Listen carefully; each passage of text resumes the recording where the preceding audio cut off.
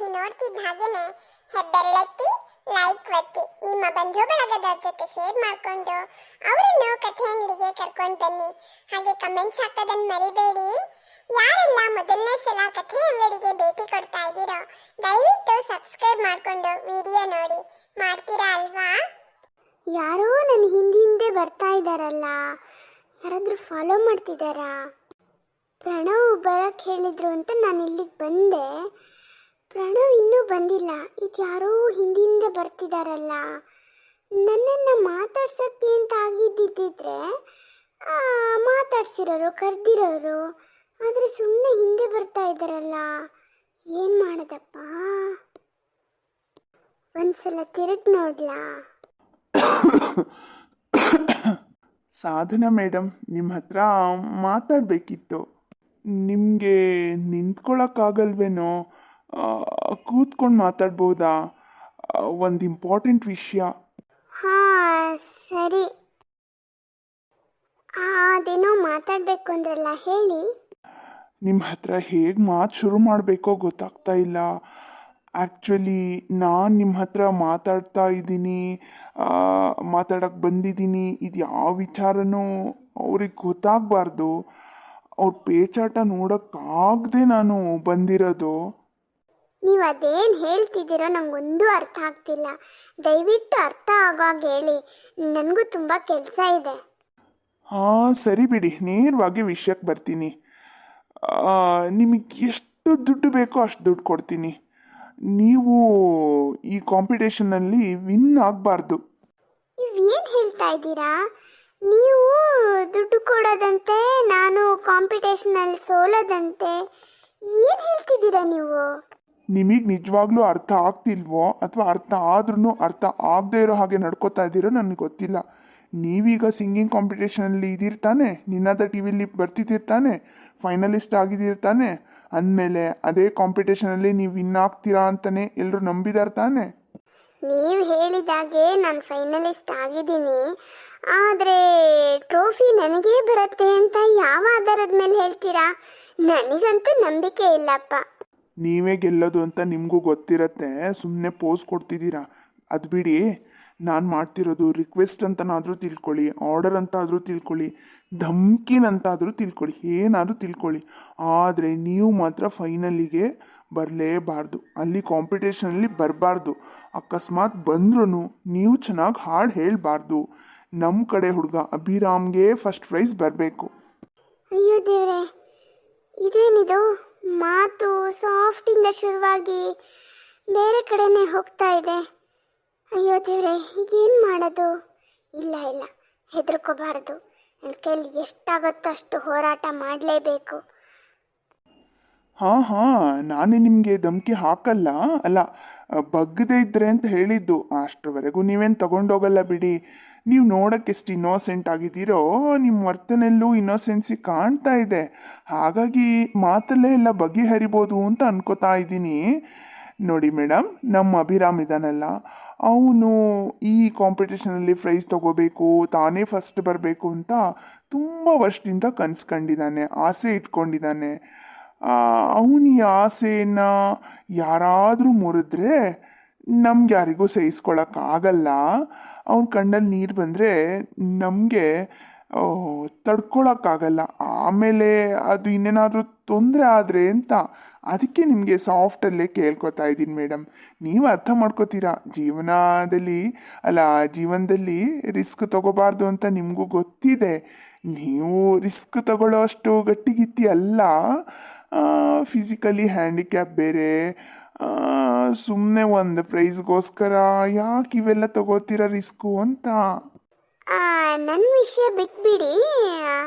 ಅಲ್ಲ, ನಿಮ್ಮ ಅಭಿರಾಮ್ ಅವರಿಗೆ ತನ್ನ ಮೇಲೆ ತನಗೆ ನಂಬಿಕೆ ಇಲ್ವಾ ಅಂತ? ನಾನು ನೋಡಿದಾಗೆ ಅವರು ಚೆನ್ನಾಗಿ ಹಾಡು ಹೇಳ್ತಾರೆ. ಹಾಗಿದ್ರು ಅವ್ರು ಯಾಕೆ ತನಗೆ ಬರಲ್ಲ ಪ್ರೈಸು ಅಂತ ಅನ್ಕೋಬೇಕು? ಈ ವೇದಾಂತ ಪುರಾಣಗಳೆಲ್ಲ ಬೇಡ. ನೀವು ಕಾಂಪಿಟೇಷನ್ನಿಗೆ ಬರಬಾರ್ದು, ಹಾಡು ಹೇಳಬಾರ್ದು ಅಷ್ಟೇ. ಇದಕ್ಕೂ ಮೀರಿ ನೀವೇನಾದರೂ ಬಂದ್ರಿ ಅಂದರೆ ಮುಂದಿನ ಪರಿಣಾಮ ಅನುಭವಿಸ್ಬೇಕಾಗತ್ತೆ. ಹಾಂ ಹೌದು, ನೀವು ಹೇಳ್ದಾಗೆ ರಿಸ್ಕ್ ತಗೊಳ್ಳೋ ಅಷ್ಟು ಗಟ್ಟಿಗಿತ್ತಿ ನಾನಲ್ಲ. ನನಗೆ ನಿಮ್ಮ ದುಡ್ಡು ಗಿಡ್ಡು ಏನು ಬೇಕಾಗಿಲ್ಲ. ನಾನು ಬೇಕಾದ್ರೆ ಸುಮ್ಮನೆ ಹಾಗೆ ಹಿಂದಕ್ಕೆ ಸರಿತೀನಿ. ನಾನು ಬಹುಮಾನದ ಆಸೆಯಿಂದ ಕಾಂಪಿಟೇಷನ್ನಿಗೆ ಹೋಗಿದ್ದಲ್ಲ. ನನಗೆ ಒಂದು ಏನೇ ಅಸ್ತಿತ್ವ ಬೇಕು. ನಾನು ನಿಷ್ಪ್ರಯೋಜಕ್ಕೆ ಅಲ್ಲ ಅಂತ ನನ್ನ ಆತ್ಮಕ್ಕೆ ಅರ್ಥ ಆಗಬೇಕು ಅನ್ನೋ ಕಾರಣಕ್ಕೆ ನಾನು ಇದೆಲ್ಲ ಮಾಡಿದ್ದು, ಭಾಗವಹಿಸಿದ್ದು. ಜೀವನದಲ್ಲಿ ದೇವರೇನೋ ನನಗೆ ಇಲ್ಲಿವರೆಗೂ ಕರ್ಕೊಂಡು ಬಂದಿದ್ದಾನೆ, ಅಷ್ಟು ತೃಪ್ತಿ ಇದೆ ನನಗೆ, ಸಾಕು. ಆದರೆ ನಾನು ಒಂದು ಹೇಳ್ತೀನಿ, ನೀವು ನನ್ನ ಬಾಯಿ ಮುಚ್ಚಿಸ್ಬೋದು, ನನ್ನನ್ನು ಪಕ್ಕಕ್ಕೆ ಸೇರಿಸ್ಬೋದು. ಇನ್ನೂ 8-10 ಜನ ಇದ್ದಾರಲ್ಲ, ಅವರನ್ನೆಲ್ಲ ಏನು ಮಾಡ್ತೀರಾ? ಹೀಗೆ ಧಮಕಿ ಹಾಕಿ ಅವ್ರನ್ನ ಪಕ್ಕಕ್ಕೆ ಸೇರಿಸ್ತೀರಾ? ಇಷ್ಟೆಲ್ಲ ಮಾಡೋ ಬದಲು ದುಡ್ಡು, ಶ್ರಮ ಇದನ್ನೆಲ್ಲ ಹಾಕ್ಬಿಟ್ಟು ನೀವು ಆ ಪ್ರೈಸನ್ನ ದುಡ್ಡಿಗೆ ಕೊಂಡ್ಕೋಬಾರ್ದು. ಅದು ದುಡ್ಡಿಗೆಲ್ಲ ಸಿಗೋ ಹಾಗಿದ್ದಿದ್ರೆ ನಿಮ್ಮ ಕಾಲಿಗೆ ಯಾರೀ ಬೀಳ್ತಿದ್ರು? ಅವೆಲ್ಲ ಆಗಲ್ಲ ಅಂತಲೇ ಹೇಳ್ತಿರೋದು. ಉಳ್ದವ್ರ ಚಿಂತೆ ನಿಮಗೆ ಬೇಡ, ನೀವು ಪಕ್ಕಕ್ಕೆ ಸರಿಬೇಕು ಅಷ್ಟೆ.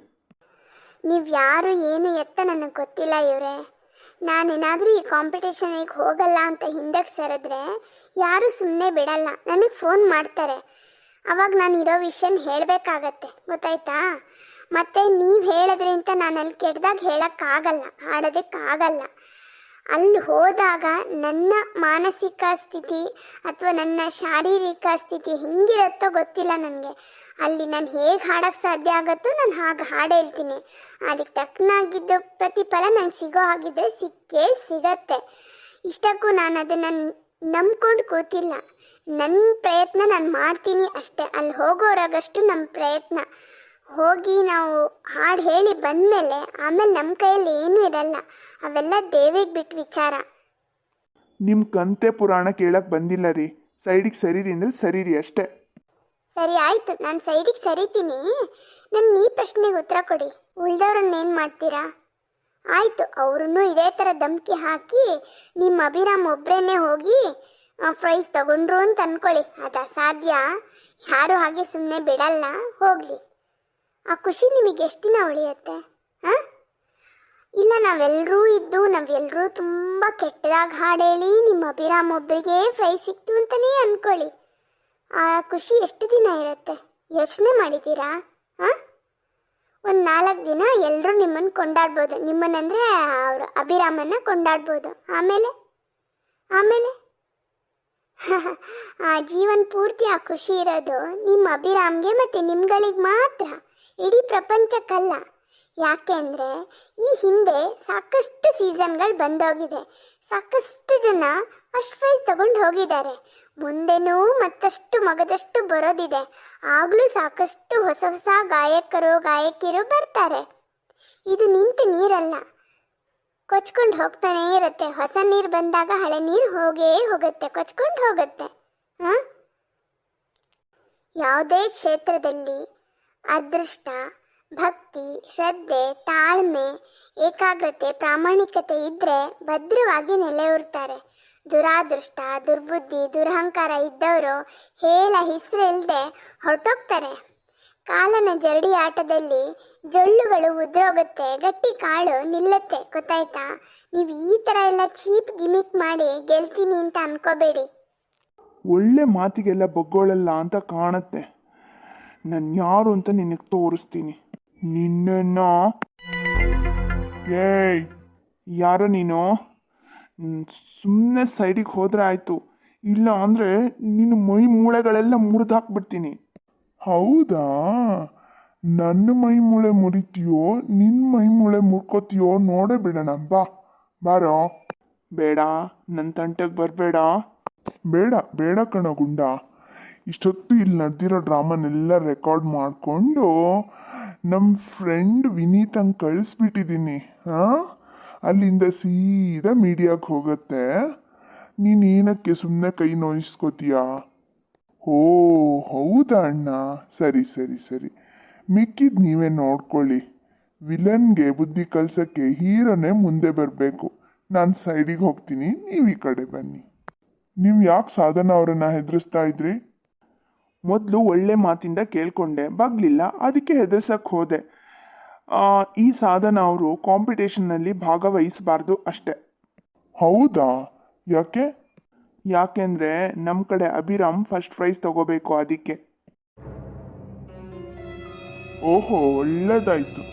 ಇಷ್ಟು ಚೀಪಾಗಿ ಮಾತಾಡ್ತಿರೋದಕ್ಕೆ ನಾಚಿಕೆ ಆಗಲ್ವಾ ನಿಮಗೆ? ಅಣ್ಣ, ಪೊಲೀಸರು ಬರ್ತಾ ಇದ್ದಾರೆ, ಅವರೇ ವಿಚಾರಿಸ್ಕೋತಾರೆ.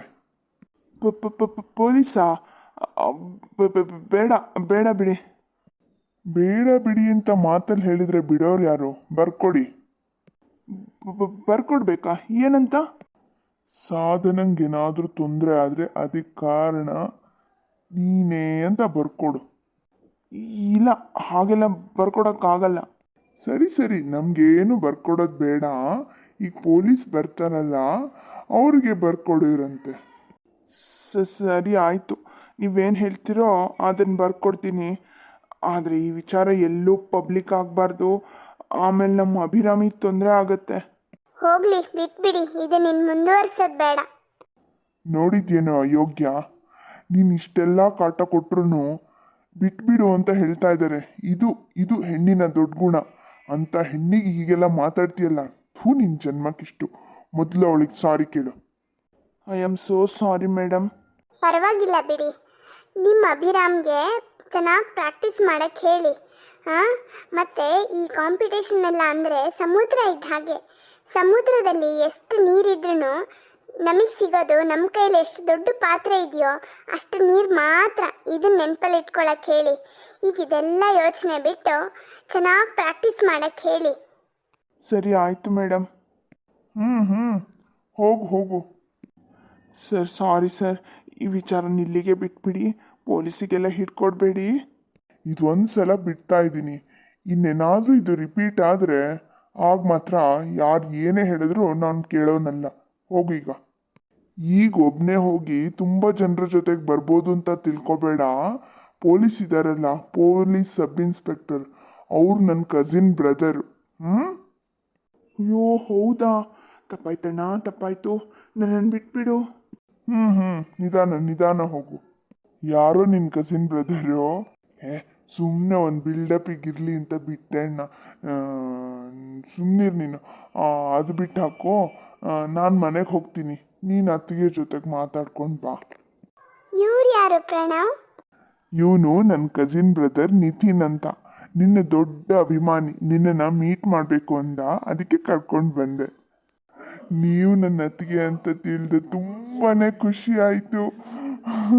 ನಿಮ್ಮನ್ನು ನೋಡಿ ನನಗೂ ಖುಷಿ ಆಯಿತು. ನಿಮ್ಮ ಪ್ರೋಗ್ರಾಮ್ ನೋಡೋಕ್ಕೆ ನಾನು ಟಿ ವಿಲಿ ಬರ್ತೀನಿ ಅದಕ್ಕೆ, ಪ್ಲೀಸ್. ಬನ್ನಿ, ಅದಕ್ಕೇನಂತೆ. ಪರವಾಗಿಲ್ಲ ಕಣೆ ಸಾಧನಾ, ಚೆನ್ನಾಗೇ ಮಾತಾಡಿದೆ. ಹೀಗೆ ಧೈರ್ಯವಾಗಿದ್ದರೆ ಏನು ಬೇಕಾದರೂ ಎದುರಿಸ್ಬೋದು. Thank you. ಮುಂದೇನಾಗುತ್ತೆ ಅನ್ನೋದನ್ನ ಮುಂದಿನ ಭಾಗದಲ್ಲಿ ನೋಡೋಣ. ಲೈಕ್, ಶೇರ್, ಸಬ್ಸ್ಕ್ರೈಬ್ ಮಾಡಿ ಸಪೋರ್ಟ್ ಮಾಡೋದನ್ನ ಮರಿಬೇಡಿ. ಧನ್ಯವಾದಗಳು.